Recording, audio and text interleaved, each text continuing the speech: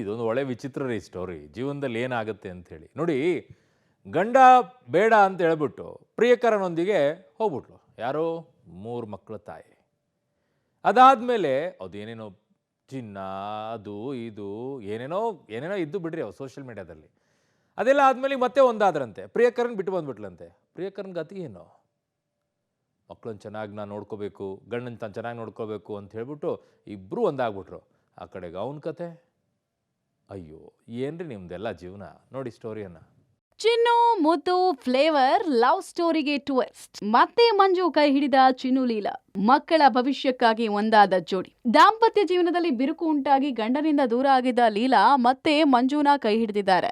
ಮಕ್ಕಳ ಭವಿಷ್ಯಕ್ಕಾಗಿ ಪ್ರಿಯಕರ ಸಂತೂನ ಬಿಟ್ಟು ಗಂಡ ಮಂಜು ಜೊತೆಗೆ ಒಂದಾಗಿ ಮನೆ ಸೇರಿದ್ದಾರೆ. ಬಂಗಾರಿ ಸಿಕ್ಕ ಖುಷಿಯಲ್ಲಿ ಮಂಜು ಲೀಲಾಗೆ ಮುತ್ತು ಕೊಟ್ಟು ಚೆನ್ನಾಗಿ ನೋಡ್ಕೋತೀನಿ ಅಂತ ಪ್ರಾಮಿಸ್ ಮಾಡಿದ್ದಾರೆ. ಲೀಲಾ ರೀ ಎಂಟ್ರಿಯಿಂದ ಫುಲ್ ಖುಷಿಯಾಗಿರುವ ಮಂಜು ಹೊಸ ಜೀವನ ನಡೆಸ್ತಿದ್ದಾರೆ. ಇಷ್ಟು ದಿನ ಆಗಿದ್ದು ಕೆಟ್ಟಗಳಿಗೆ ಸರ್, ಏನೋ ಬೈ ಮಿಸ್ಟೇಕ್ ಅನ್ಎಕ್ಸ್ಪೆಕ್ಟೆಡ್ ಆಗಿ ಆಗೋಗಿದೆ. ಇನ್ನು ಮುಂದೆ ಆದರೂ ಮಕ್ಕಳಿಗೋಸ್ಕರ ಗಂಡನಿಗೋಸ್ಕರ ಜೀವನ ಮಾಡಬೇಕು ಅಂತ ಅಂದ್ಬಿಟ್ಟು ಬಂದಿದ್ದೀನಿ. ಎಲ್ಲ ಮರೆತು ಹೊಸ ಜೀವನ ಶುರು ಮಾಡ್ತೀವಿ, ಚೆನ್ನಾಗಿರ್ತೀವಿ ಸರ್ ಮುಂದಿನ ದಿನಗಳಲ್ಲಿ. ಮಕ್ಕಳನ್ನ ಬಿಟ್ಟು ಪ್ರಿಯಕರನ ಜೊತೆಗೆ ಹೋಗಿದ್ದ ಲೀಲಾ ಸಂತೋಷ್ನ ಬಿಟ್ಟು ಪತಿ ಬಳಿ ಓಡೋಡಿ ಬಂದ ಚಿನ್ನು ಮತ್ತೊಮ್ಮೆ ತಾಳಿ ಕಟ್ಟಿ ಜೀವನ ಪ್ರಾರಂಭಿಸಲು ನಿರ್ಧಾರ. ಸೋಷಿಯಲ್ ಮೀಡಿಯಾದಲ್ಲಿ ಸಂತು ಮಂಜು ಲೀಲಾ ಟ್ರಯಾಂಗಲ್ ಲವ್ ಸ್ಟೋರಿ ಸಂಚಲನ ಸೃಷ್ಟಿ ಮಾಡಿತ್ತು. ಯಾವುದೇ ಕಾರಣಕ್ಕೂ ನಿನ್ ಜೊತೆ ನಾನು ಬಾಳಲ್ಲ ಅಂದಿದ್ದ ಲೀಲಾ ಕೊನೆಗೂ ಗಂಡ ಮಂಜುನ ಗೋಳಾಟಕ್ಕೆ ಕರಗಿ ಕೈ ಹಿಡಿದಿದ್ದಾರೆ.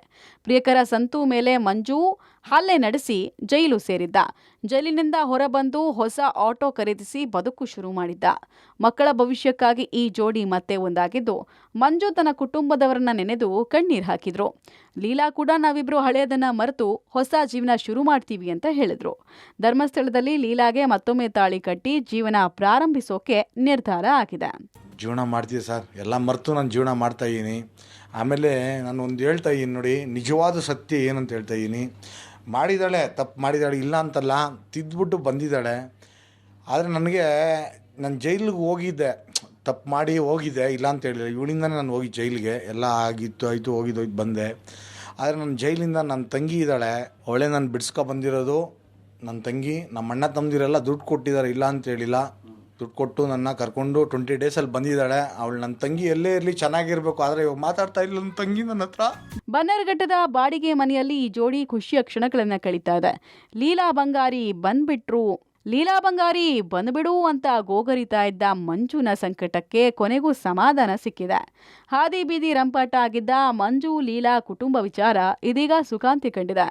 ಇಬ್ರು ಇನ್ಮುಂದೆ ಆದ್ರೂ ಚೆನ್ನಾಗಿರ್ಲಿ. Prakash D Rampur, public TV, Bengaluru.